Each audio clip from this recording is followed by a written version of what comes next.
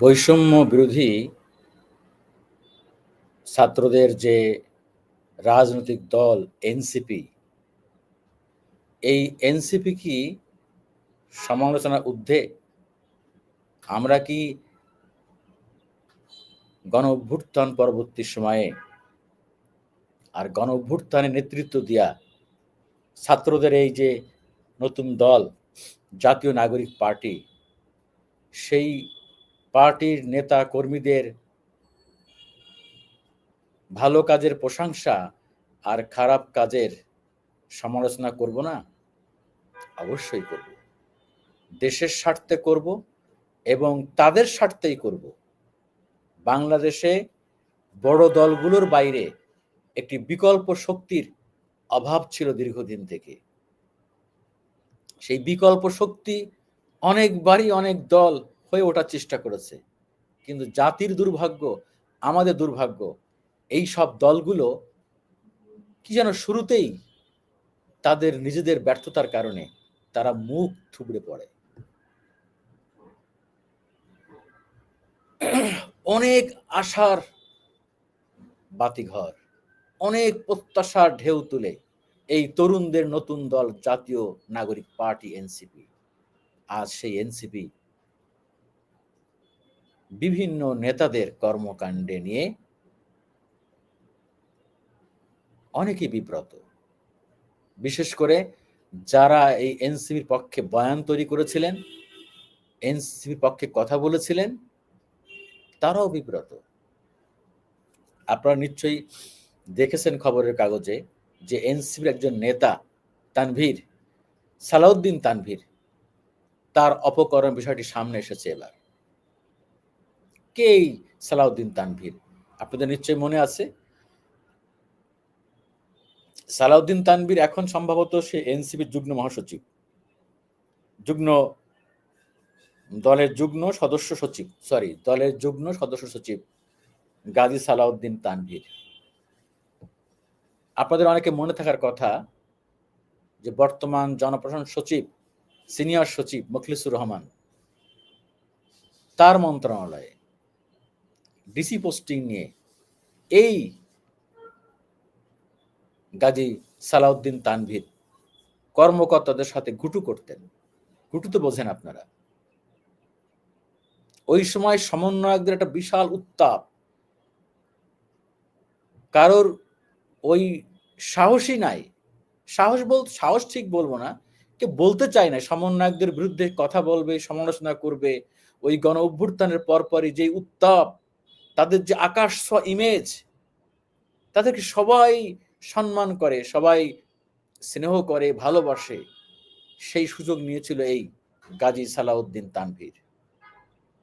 তখন সে সমন্বয়ক নেতাদের গুরুজন পরিচয় দিয়ে, থিঙ্ক ট্যাঙ্ক পরিচয় দিয়ে সচিবালয়ে আসত। ডিসি নিয়োগের প্রভাব বিস্তারের মধ্য দিয়েই তার সচিবালয়ে তার অ্যাকশন প্ল্যান শুরু হয়। এর সঙ্গে যুক্ত ছিলেন আমাদের কিছু কর্মকর্তা, যারা এদের উপর ভর করে তরতর করে উপরের দিকে যেতে চেয়েছিলেন। এখন তো অপরাধের পাল্লা অনেক ভারী হয়ে গিয়েছে। হতে হতে হতে এখন এই সালাউদ্দিন তানভীরের আমলনামা নিয়ে ওই খোদ এনসিপির মধ্যেই কিন্তু প্রশ্ন উঠেছে এবং সর্বশেষ তাকে দল থেকে সাময়িক বরখাস্ত করা হয়েছে, তাকে শোকজ করা হয়েছে। যুগান্তরে আজকে এই তানভীরের বিষয়ে রিপোর্ট প্রকাশিত হয়েছে। আমি রিপোর্টটার কিছু অংশ একটু পড়ে আসি, তারপরে আমি এটি নিয়ে তো একটি কথা বলব।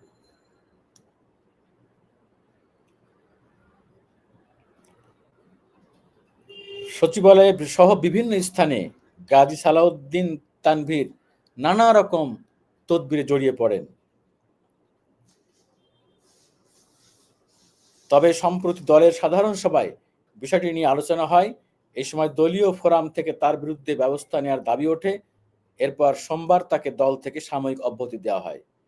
সাবেক সচিব এবং বাংলাদেশ অ্যাডমিনিস্ট্রেটিভ সার্ভিস অ্যাসোসিয়েশনের সভাপতি ডক্টর আনারুল্লাহ মঙ্গলবার যুগান্তরকে বলেন, গাজী সালাউদ্দিন তানভীর একসময় ছাত্র সমন্বয়ক ছিলেন। এখন সে রাজনৈতিক দলের গুরুত্বপূর্ণ পদধারী নেতা, মানে এনসিপি নেতা। তার বিরুদ্ধে উত্থাপিত অভিযোগের অবশ্যই কিছু সত্যতা আছে। তা না হলে দল থেকে বহিষ্কারের কথা নয়।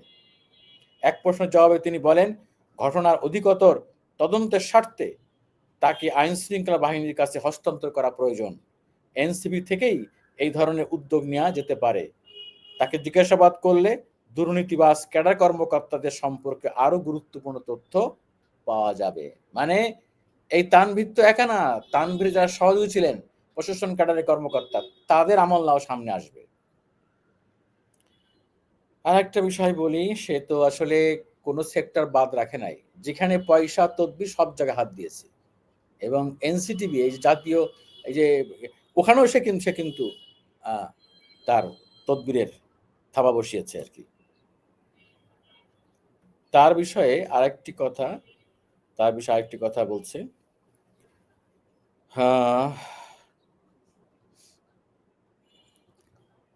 এ বিষয়ে সাবেক সচিব ও বৈষম্য বিরোধী কর্মচারী ঐক্য ফোরামের সভাপতি এবিএম আব্দুস সাত্তার 19 এপ্রিল জাতীয় প্রেস ক্লাবে আয়োজিত সংবাদ সম্মেলনে বলেন, জনপ্রশাসন সচিবের বিরুদ্ধে ডিসি নিয়োগে ঘুষ নেওয়ার যে অভিযোগ উঠেছিল সে বিষয়ে প্রতিবেদন জাতির সামনে প্রকাশ করতে হবে। করা হয়নি কিন্তু।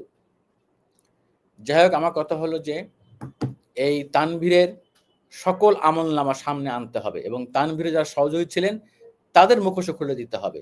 এরা সমন্বয়ক পরিচয়ের আড়ালে সমন্বয়কের ইমেজ ব্যবহার করে এরা প্রশাসনের তদবির বাণিজ্য করেছে, দুর্নীতি করেছে, যা কল্পনার বাইরে। কোনোভাবেই এটি আমরা হতে দিতে পারি না। ওই এনসিপির স্বার্থে, সমন্বয়কদের মর্যাদার প্রশ্নে, গণ অভ্যুত্থানের নেতৃত্ব দিয়া এই সংগঠনের নেতাদের ইমেজের প্রশ্নে। এবং বলে রাখতে চাই, এই তানভীরকে যারা পিছন থেকে সমর্থন দিয়েছেন তাদেরও মুখোশ কিন্তু সামনে চলে আসবে। তানভীর একা এটা করতে পারে না। পুরো প্রশাসন যে তানভীর দাবড়িয়ে বেরিয়েছে তার পিছনে নিশ্চয়ই কারো না কারো হাত ছিল। সেই প্রভাবশালী নেতা কারা? সমন্বয়কদের কোন কোন প্রভাবশালী নেতা তাকে পিছন থেকে সমর্থন জুগিয়েছেন, কিসের বিনিময়ে? সেই বিষয়গুলো আসবে। আপনারা সমন্বয়ক ছিলেন, ভালোই ছিলেন, দল করতে গেছেন তো এখন কিন্তু কেউ আপনাদের আর ছাড় দিবে না। কতদিন দিবে? আমি বহুবার বলেছিলাম, 24-এর গণ অভ্যুত্থানের নেতৃত্ব দেওয়ার মধ্য দিয়ে, জীবন বাজি রেখে লড়াই করার মধ্য দিয়ে আপনাদের যে আকাশ ছোঁয়া ইমেজ তৈরি হয়েছে, এটা ধরে রাখেন। জাতি আপনাদের মাথায় করে রাখতো, মাথার মুকুট বানিয়ে রাখতো। দুর্ভাগ্য, যুগে যুগে ওই সব নেতারা যেসব ভুল করে গেছে, আপনারাও সেই সব ভুল করছেন। বঙ্গবন্ধু কিন্তু মুক্তিযুদ্ধের পরে বাংলাদেশে ফিরে আসার পরে উনিও কিন্তু অনেক ভুল করেছিলেন। উনিও যেই সব ভুল করেছিলেন, আপনারাও তার কাছাকাছি অনেক ভুল ইতিমধ্যে করে ফেলেছেন। আমাদের আফসোস হয় যে বড় দলগুলোর বাইরে, যেই বড় দলগুলোর বিরুদ্ধে এন্তার অভিযোগ, স্বৈরাচারী হওয়ার অভিযোগ, ফ্যাসিস্ট হওয়ার অভিযোগ, আপনারা তার থেকে দূরে কোথায়? আপনাদের দু একজন নেতা নেত্রীর কথা খুব ভালো লাগে, খুব ভালো লাগে। কিন্তু যখন আপনাদের এইসব কর্মকাণ্ড সামনে আসে, কষ্ট হয়, কষ্ট হয়। আগামীতে কি আমাদের আরো কষ্ট পেতে হবে? আমরা কিন্তু খুবই একটা উৎকণ্ঠার মধ্যে আছি। না জানি আপনাদের কোন কোন নেতার এর চেয়ে আর ভয়াবহ তথ্য সামনে চলে আসে। আমরা ওই ধরনের খবর শুনতে চাই না যে আপনারা বড় কোনো মাফিয়ার কাছ থেকে মোটা অঙ্কের টাকা নিয়েছেন, যার প্রমাণ রয়ে গেছে। তাহলে এই মুখ আপনারা দেখাতে পারবেন না। জাতি হিসেবে আমরা পিছিয়ে যাব। এবং এই তরুণদের মনে আপনারা আঘাত সৃষ্টি করবেন। কারণ লাখ লাখ তরুণ আপনাদের বিশ্বাস করে রাস্তায় নেমেছিল জীবন বাজি রেখে। কিন্তু আপনাদের এমন চেহারা দেখার জন্য না। আমি সবাইকে বলছি না, আপনাদের মধ্যেও অনেক অনেক ত্যাগী, অনেক ভালো নেতা আছেন, যাদেরকে কোটি টাকা দিয়েও কেউ কিনতে পারে নাই, কিনতে পারবে না। তারা যা কিছু করেছে এবং যা কিছু করতেছে এখন পর্যন্ত সম্পূর্ণ দেশপ্রেম থেকে, দেশের প্রতি অকৃত্রিম ভালোবাসা থেকে। কিন্তু নাম বলতে চাই না, সাংবাদিক হিসাবে কিন্তু আমরা অনেক খবর রাখি। আমরা গত কয়েক মাস থেকে নানানভাবে খবর পাচ্ছিলাম, কিন্তু আমরা খুব বিব্রত বোধ করছিলাম, নানান করে বলছিলাম না। সমন্বয়কদের অনেক বাবা ভাইয়েরা তারাও কিন্তু তদবিরের ঘুঁটু করেছেন বিভিন্ন জায়গায়। লজ্জার বিষয়, সব সামনে চলে আসবে। আল্লাহর রাস্তায় আমি আপনাদের বলি, আরেকটা কথা বলি। এর আগে একটি ভিডিওতে আমি বলেছিলাম, সামনে নির্বাচন করবেন তো আল্লাহর রাস্তে নির্বাচনের তহবিল সংগ্রহের জন্য হাত ময়লা করেন না, মানুষের ভালোবাসা অর্জন করেন। আমি কিন্তু বহুবার বলেছি, বাংলাদেশের কোটি কোটি মানুষ আপনাদেরকে সহায়তা দিতে প্রস্তুত। আরে ভাই, 50 টাকা করে যদি দেয়, 10 টাকা করেও যদি একজন লোক দেয়, আপনাদের অনেক টাকা পাবেন। আল্লাহর রাস্তে যেই সব যারা ফ্যাসিস্টের দোসর, যারা বাংলাদেশের সমাজে বিতর্কিত, যারা দুর্নীতিগ্রস্ত, টাকা পাচারকারী, লুটেরা, তাদের কাছ থেকে অনুদান নিয়েন না। আর নিয়ে থাকলে মনে রাখেন, এটি গোপন থাকবে না, কেউ না কেউ এর প্রমাণ রেখে দিয়েছে। আর মোটা অঙ্কের টাকা গোপন রাখা যায় না। টাকা, বয়স এবং আরো একটি বিষয় গোপন রাখা যায় না, কোনো না কোনো ফরম্যাটে এটি প্রকাশ পেয়ে যায়। তাই আজকে আর বেশি বললাম না, তথ্য অনেক আছে, অনেক গণমাধ্যম কিন্তু কাজ করছে, মনে রাখেন। আপনার ভালো হয়ে যান। আপনাদের মধ্যে যারা ইতিমধ্যেই এসব খারাপ পথের লোভের পথে পা বাড়িয়েছেন, তারা ভালো হয়ে যান। আর এনসিপির শীর্ষ নেতৃবৃন্দের প্রতি অনুরোধ জানাবো, শক্তভাবে দলটাকে ধরেন। দলের মধ্যে যারা যে সমস্ত দূষিত রক্ত ঢুকে গেছে, এগুলো বের করে দেন, জাতির সামনে সব খোলাসা করেন। কাজ করতে গেলে সমালোচনা হবেই, কাজ যারা করে না তাদের সমালোচনা হয় না। অতএব এখানে হতাশারও কিছু নাই। আমরা হতাশ হতে চাই না, আমরা অবশ্যই চাই আওয়ামী লীগ বিএনপির বাইরে একটি বিকল্প ভালো শক্তি করে উঠুক। আর আওয়ামী লীগ কেন বললাম, অনেক হয়তো গুসা করবেন। আমি আপনি না চাইলেও দেখবেন এই বাংলাদেশে ওরা পুনর্বাসিত হবে, এবং যারা বেশি বেশি করে বলেছে ওদের বিরুদ্ধে, তারাই ওদেরকে পুনর্বাসিত করবে। এটাই রিয়েলিটি এই সমাজের। কালকে সরকারের একজন গুরুত্বপূর্ণ ব্যক্তির সঙ্গে কথা হচ্ছিল, ওনার কিছু তথ্য শুনে আমি হতবাক হয়ে গেলাম।